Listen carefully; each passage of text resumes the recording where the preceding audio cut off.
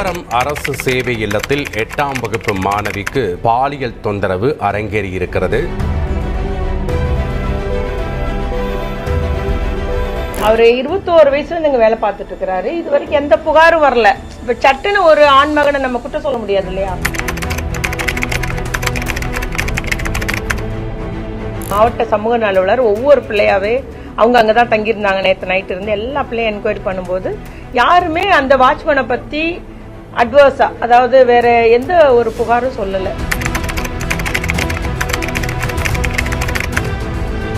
ஒரு புகாரோ இல்ல அவருடைய ஒர்க்ல டிசிப்ளின் இல்ல எதுவுமே வரல.